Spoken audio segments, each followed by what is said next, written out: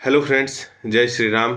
मैं शिवेश प्रताप आज एक बार फिर आपके साथ उपस्थित हुआ हूँ और आज का जो अ, विषय है वह है आर्थिक एवं सांस्कृतिक गतिविधि का नया केंद्र बनती अयोध्या नगरी।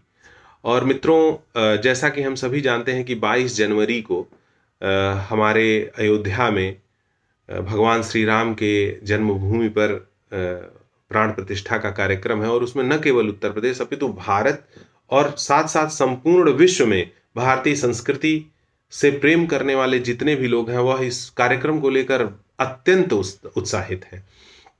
और मित्रों, होना भी चाहिए क्योंकि 500 वर्षों के संघर्ष के बाद अयोध्या नगरी आज एक ऐसे अपने इतिहास के गौरवपूर्ण क्षण पर खड़ी है, जहाँ पर 500 वर्षों का जो संघर्ष है, इस्लामी आक्रांताओं का जो अन्याय है, मूर्तियाँ और मंदिर तोड़ने का, और उसके विरुद्ध खड़ी हुई हिंदू अस्मिता जिसने सतत अपने संघर्ष से अपनी पहचान को जीवित रखा है।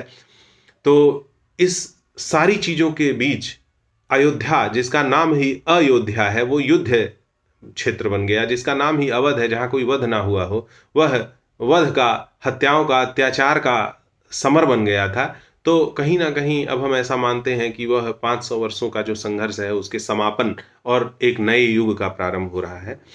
और इसी के साथ 22 जनवरी को अयोध्या पुनः अपने आध्यात्मिक और सांस्कृतिक वैभव का परावर्तन कर रहा है। यानी हम 500 वर्ष पहले जिस आध्यात्मिक और सांस्कृतिक गौरव में थे अयोध्या में, अब उसकी वापसी हो रही है।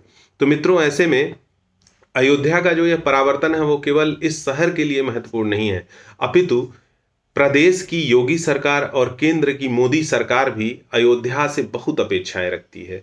और दोनों सरकारों की दृष्टि में अयोध्या की जो मृदु शक्ति है, सॉफ्ट पावर है, वह भारत में एक पर्यटन क्रांति पैदा कर सकती है। और मित्रों, जैसा कि हम जानते हैं कि भारत की जीडीपी में पर्यटन का योगदान मात्र 4.6% का है, जबकि फोर्स पत्रिका के अनुसार 50 सबसे खूबसूरत देशों की रैंकिंग में भारत 7वां सबसे खूबसूरत देश है पूरी दुनिया का। तो अभी हमारे पास पर्यटन संभावनाओं का दोहन करने का बहुत अधिक अवसर है। और इस कारण से हमें जो है, ये जो राम मंदिर का निर्माण है, ये देश और प्रदेश दोनों की दृष्टि से एक बहुत ही महत्वाकांक्षी, बहुत ही आशा की योजना है, परियोजना है। और इस कारण से हमारी जो केंद्र सरकार है और प्रदेश सरकार है, इसको लेकर बहुत ही उत्साहित है। और न केवल राम मंदिर का निर्माण, आपको यह जानकर आश्चर्य होगा कि अयोध्या में विपुल निवेश सरकार के द्वारा, प्रदेश सरकार और केंद्र सरकार के द्वारा विपुल निवेश किया जा रहा है। और इस प्रकार से सरकार को आशा है कि देश की आज़ादी के बाद से विकास की रेस में पिछड़ा हुआ ये जो अवध का क्षेत्र है, वह प्रभु राम के मंदिर निर्माण के साथ विकास की एक निर्णायक गति प्राप्त करके बहुत आगे जाने वाला है। तो दोस्तों, अयोध्या में केवल राम मंदिर नहीं बन रहा है।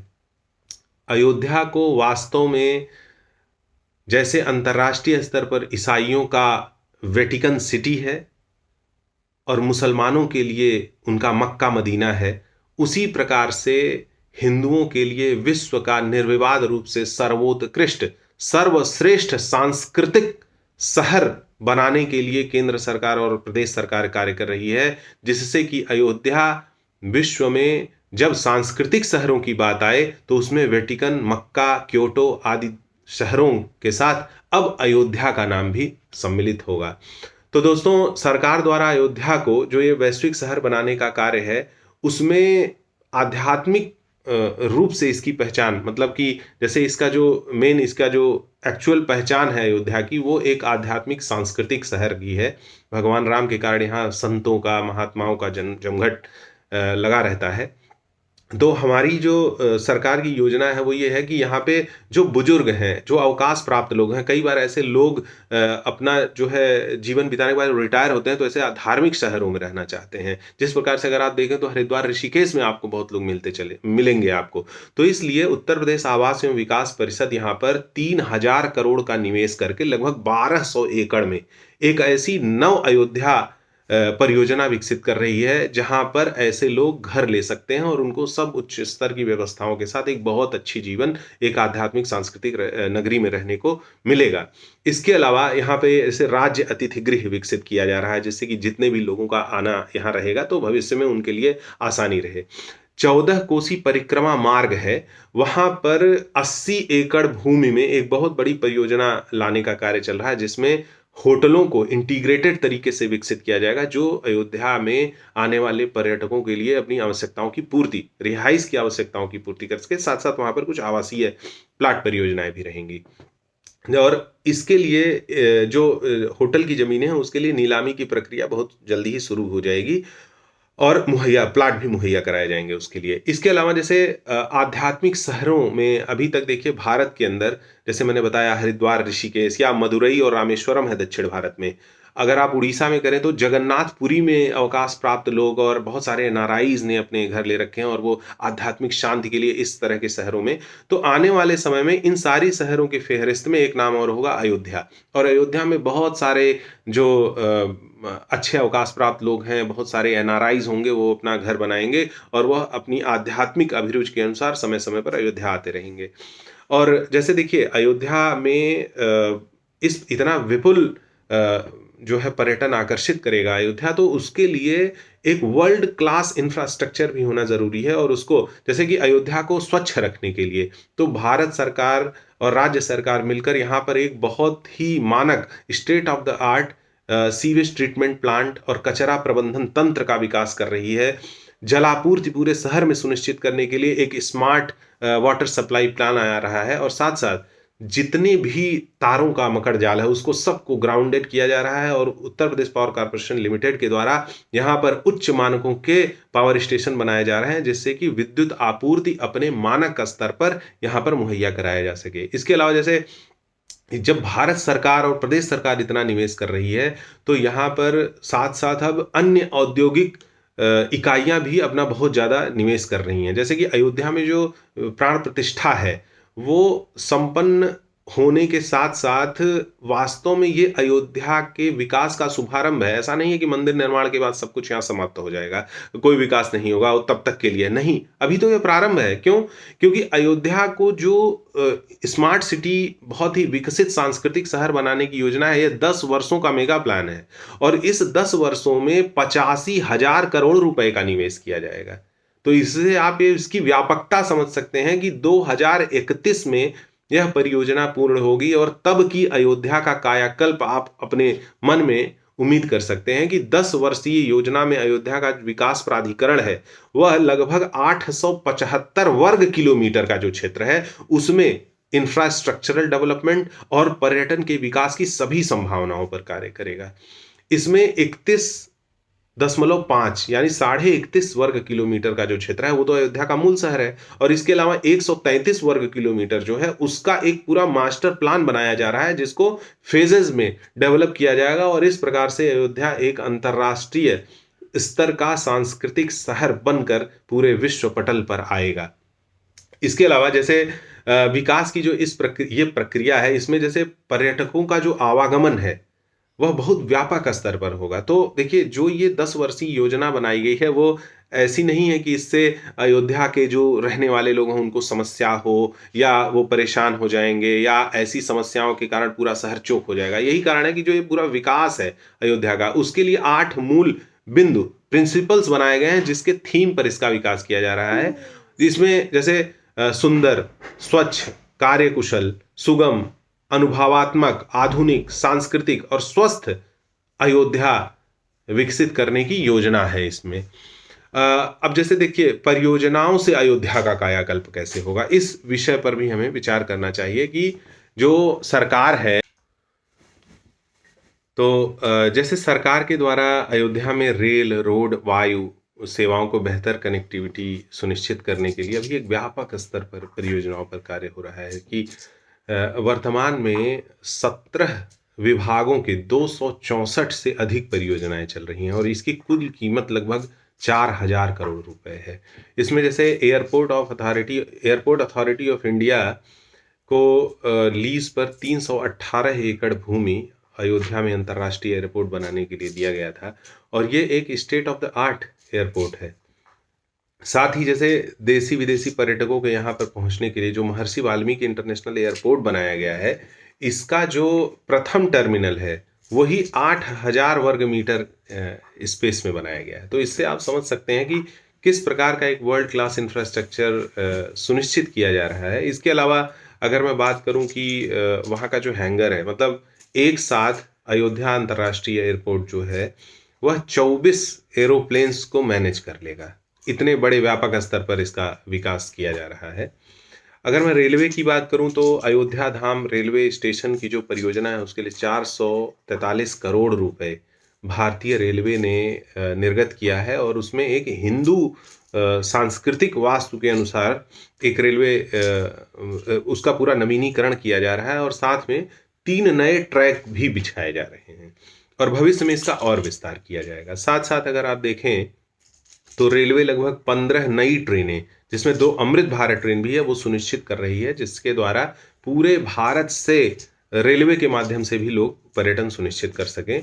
इसके अलावा अयोध्या को पूरी तरह से कंजेशन फ्री रखने के लिए जो एक राजमार्ग यहाँ से गुजरता है उसको एक 65 किलोमीटर का आउटर रिंग रोड बनाते हुए जो है बनाया जा रहा है, जिससे कि अयोध्या का जो पर्यटन है पूरी तरह से ट्रैफिक से डिस्टर्ब ना हो, या ट्रैफिक अयोध्या के पर्यटन या भीड़ भाड़ की वजह से डिस्टर्ब ना हो, और पूरा वो हाईवे जो है रिंग रोड के द्वारा, मुद्रिका के द्वारा अलग किया जा रहा है। इसके अलावा अगर मैं बात करूं कि जैसे बहुत सारे पर्यटक आएंगे, उनकी गाड़ियां रहेंगी, तो इस समय अयोध्या में लगभग 5 मल्टी लेवल पार्किंग प्रोजेक्ट्स पे काम चल रहा है, जिससे कि रोड पर इधर उधर गाड़ियां ना दिखें और पूरे शहर में जितनी भी गाड़ियां हैं वो सही जगह पर पार्क हों। इसके अलावा जैसे अगर मैं बात करूं कि योगी सरकार जो है गोमती रिवर फ्रंट जैसे लखनऊ में बना हुआ, उसी तरह से गुप्तार घाट से लेकर नए घाट तक जो लगभग 7 किलोमीटर का सरयू नदी का किनारा है, इसको एक बहुत ही सुंदर एक रिवर फ्रंट के रूप में विकसित कर रही है, और इसका काम भी शुरू हो चुका है।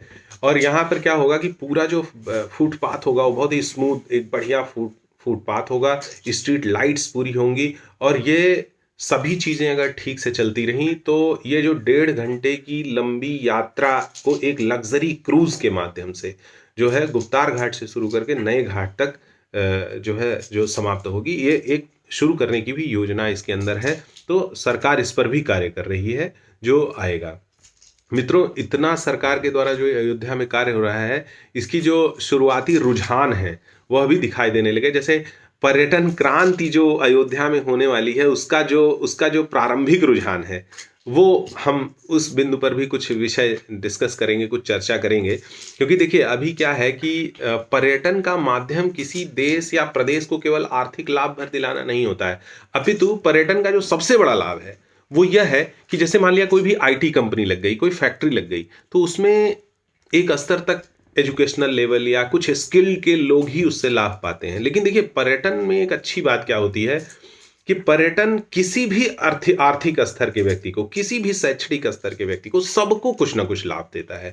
मतलब कि 5 स्टार 7 स्टार होटल से लेकर एक रेहड़ी पटरी पर सामान बेचने वाले आदमी से लेकर आपका कोई हस्तशिल्प है, कुटीर है, कुछ भी किसी प्रकार का कोई भी कला है, फुटपाथ पर आप बैठ के बेच रहे हैं, हर तरह के व्यक्ति को पर्यटन आधारित जो आर्थिकी है उसमें जगह मिलती है। इसीलिए समाज के हर अंग का बहुत समुचित विकास पर्यटन कर सकता है। और इसीलिए भारत में जिस प्रकार से शैक्षणिक विषमताएं हैं, आर्थिक विषमताएं हैं, उसमें पर्यटन सभी लोगों को बहुत अच्छे तरीके से विकसित करने में बहुत योगदान दे सकता है।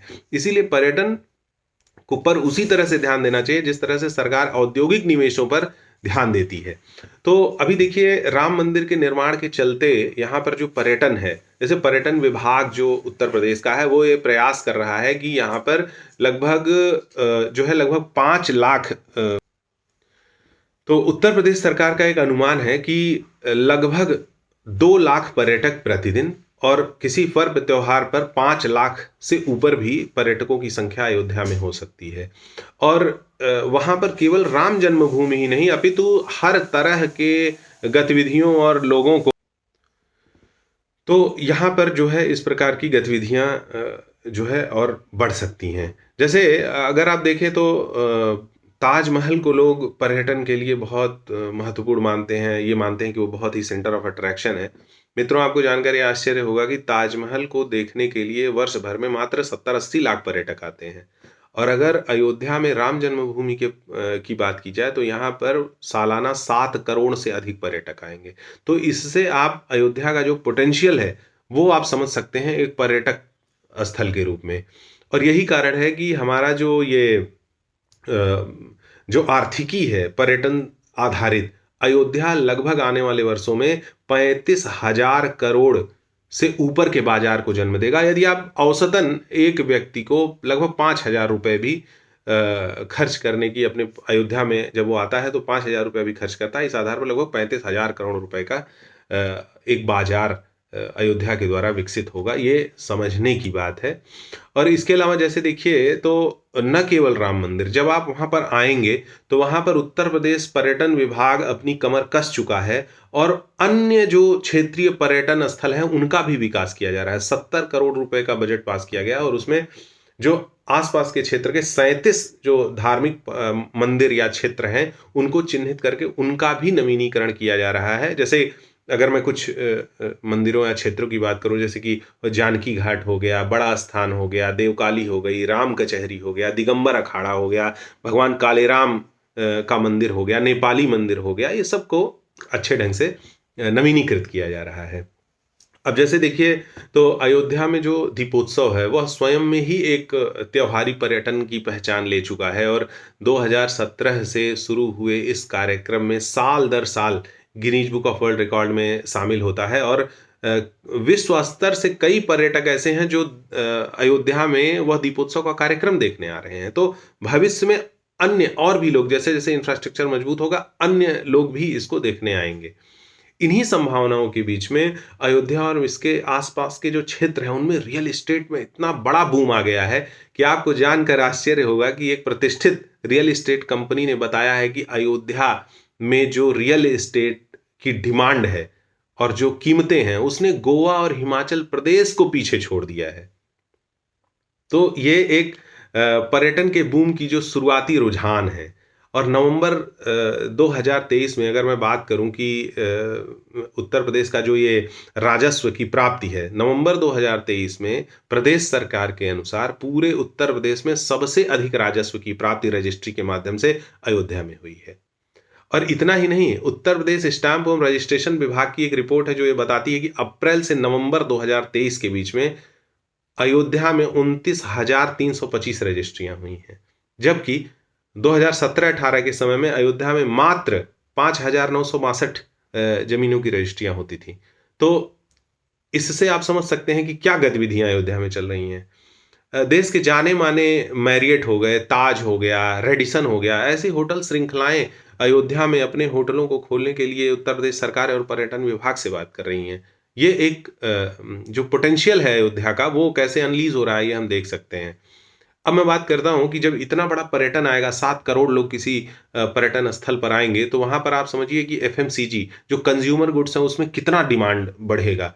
और यही कारण है कि इतने व्यापक स्तर पर पर्यटकों का जो आवागमन है उसमें हाउसिंग परियोजनाएं जो हैं वो बढ़ रही हैं। साथ साथ एफएमसीजी के लिए जो बड़ी कंपनियां हैं देश की उन्होंने अपनी कमर कस ली है और इस सब डिमांड को मैनेज करने के लिए वो उत्तर प्रदेश में अयोध्या के आसपास अपने बड़े वेयर हाउस बनाने पर बात कर रही हैं और जमीनें खोज रही हैं। और उसमें Amul, ITC, Britannia, Dabur, Nestle जैसी बड़ी कंपनियां हैं। और इतना ही नहीं, पेयजल की प्रतिष्ठित ब्रांड बिसलेरी ने अभी हाल ही में एक सूचना है, जानकारी है कि वो एक बॉटलिंग संयंत्र ही स्थापित कर रही है जहां से अयोध्या को पेयजल की आपूर्ति करेगी। तो मित्रों, इस प्रकार से हम समझ सकते हैं कि जो वस्तुओं और सेवाओं की जो मांग है, सेवा देखिए जो होटल इंडस्ट्री है, हॉस्पिटैलिटी इंडस्ट्री है आतिथ्य की, वहाँ वो पूरी एक सेवा इंडस्ट्री है और सेवा में जो लोग, जो कार्मिकों की मांग होगी उसको पूरा करने के लिए अयोध्या और उसके आसपास के क्षेत्रों से बहुत बड़ा रोजगार सृजन होगा और वहां के लोग उससे लाभान्वित होंगे और उनके पास ज्यादा पैसा आएगा। अब मैं बात करता हूं कि व्यापार क्षमता और रोजगार सृजन पर थोड़ी सी चर्चा करते हैं कि कैसे ये इसको कैसे इसकी क्लैरिटी थोड़ी बनाते हैं कि कैसे होगी। और जैसे देखिए, अभी राम मंदिर का निर्माण पूरा नहीं हुआ है, लेकिन इसके पहले ही अयोध्या की जो व्यापारिक क्षमता है वो अनलीज हो रही है, निकल कर बाहर आ रही है। और अभी हमारे भारत सरकार के जो निर्यात आधारित आंकड़े हैं, उसने ये बताया है कि अयोध्या का निर्यात जो है 2021-22 में 110 करोड़ का था, जो 130% की वृद्धि दर्ज हुई है, और 22-23 में वो बढ़कर 254 करोड़ का हो गया है। तो धीरे-धीरे जैसे अंतर्राष्ट्रीय पर्यटक आएँगे, यहाँ के लोकल जो लोक परंपरा है, जो सामान्य जो क्षेत्रीय चीज़ें हैं, उनके बारे में जो अंतर्राष्ट्रीय पहचान बनेगी, तो वहाँ से एक निर्यात का भी बूम अयोध्या के लिए और आसपास के क्षेत्रों के लिए होगा। और अभी जैसे अगर आप देखें तो अयोध्या से जो एक्सपोर्ट हो रहे हैं, उसमें जैसे गैर पॉलिश किए हुए चावल हो गए, कुछ कोयला हो गया, आयुर्वेद की दवाइयाँ हो गईं, इसके अलावा कुछ पल्प पेपर जैसी चीज़ें भी हैं। तो इस प्रकार से ये जो एक पूरा राम मंदिर है, वो राम मंदिर ही नहीं है, अपितु एक राष्ट्र मंदिर का निर्माण हो रहा है, जहाँ से एक बहुत बड़ी पर्यटन क्रांति का जन्म होने वाला है। और साथ ही साथ अयोध्या और भगवान राम के द्वारा जो एक आध्यात्मिक और सांस्कृतिक परावर्तन राष्ट्र में आएगा, और राम से हर व्यक्ति जुड़ेगा। इससे भारत का आचार, विचार, संस्कार भी परिष्कृत होगा, और साथ-साथ हम अधिक सभ्य और सुसंस्कृत राष्ट्र बनेंगे।